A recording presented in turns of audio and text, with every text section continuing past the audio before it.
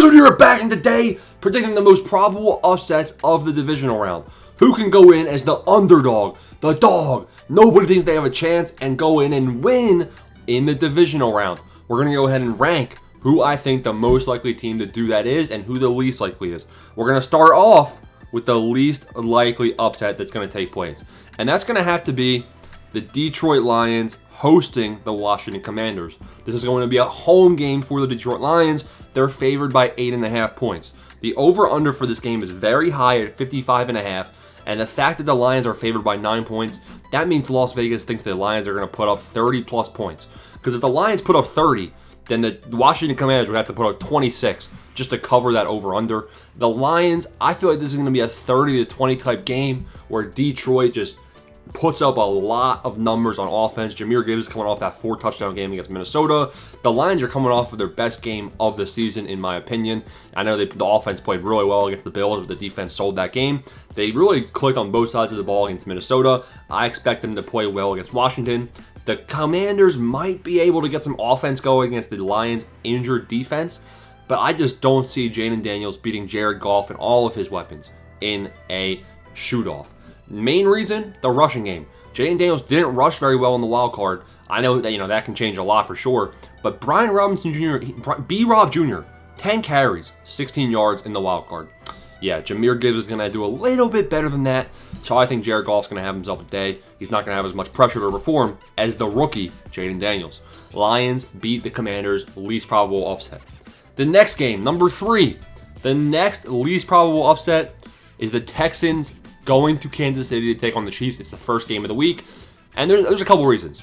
So we actually saw this game earlier in the season, and the Texans kind of were close with the Chiefs. It was 19-27. The Chiefs won that one. CJ Stroud played all right. 2 touchdowns, 2 interceptions, 244 yards. Joe Mixon didn't find much rushing room. The main reason the Texans hung out with the Chiefs is Tank Dell had 6 catches, 100 yards, and a touchdown before his leg got amputated in the end zone. Now, the Kansas City Chiefs, they spread the ball out really well. Patrick Mahomes played super well. He had a couple rushing, big rushing gains, rushing touchdown. That was with an injured ankle, too. He's probably feeling better coming off of the bye week. They spread the ball around to all of the receiving weapons. Also, Patrick Mahomes in the divisional round has a 6-0 record. He had 1,800 total yards, 16 total touchdowns, 0 interceptions, 70% completion percentage, and a 115.8 passer rating in the divisional round. 6-0, undefeated. I know this Texans defense just carried them to a huge upset win over the Chargers. I don't foresee an upset happening this week. It's the next least likely upset. Now, coming in at number 3, and this is where upsets can start happening in my opinion. The Los Angeles Rams going to Philadelphia to take on the Eagles. Now, I know the Eagles mollywopped the Rams earlier in the season, November 24th. The Rams lost 37-20 in Los Angeles.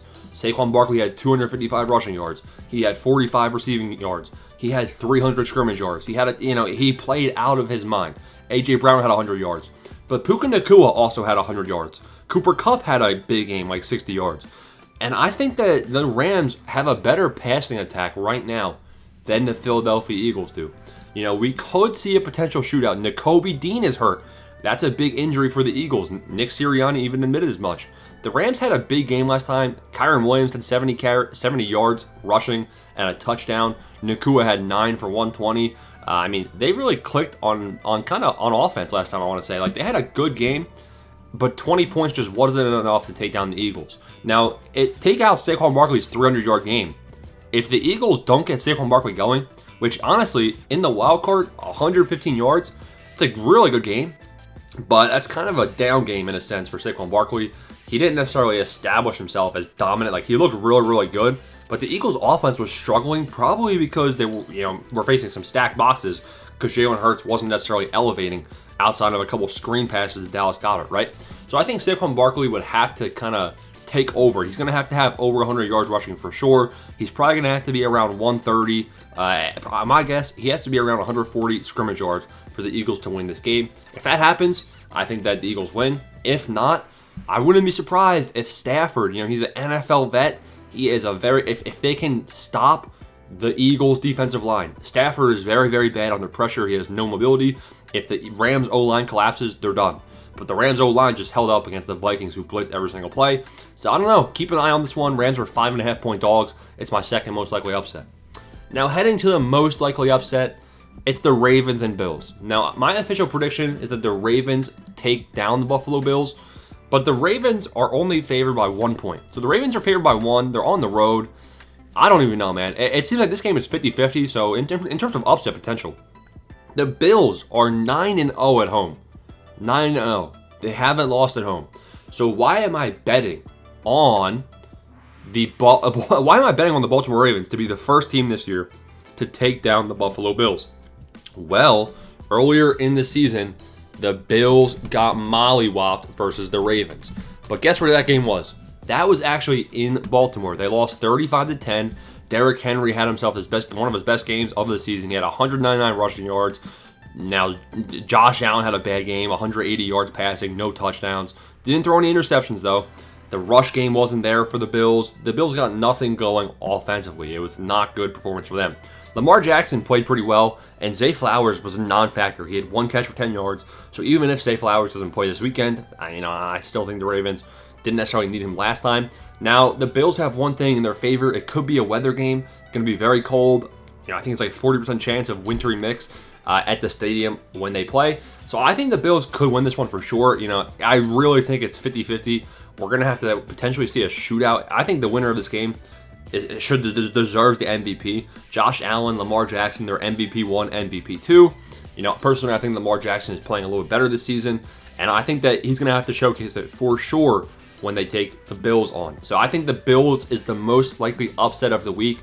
This is kind of the game where you got to take a stance. If you want to have some good odds in your parlay and you don't want to do like touchdown scorers, receptions, over under and stuff like that, you're going to have to throw in the Bills money line or the Ravens money line to boost your parlay.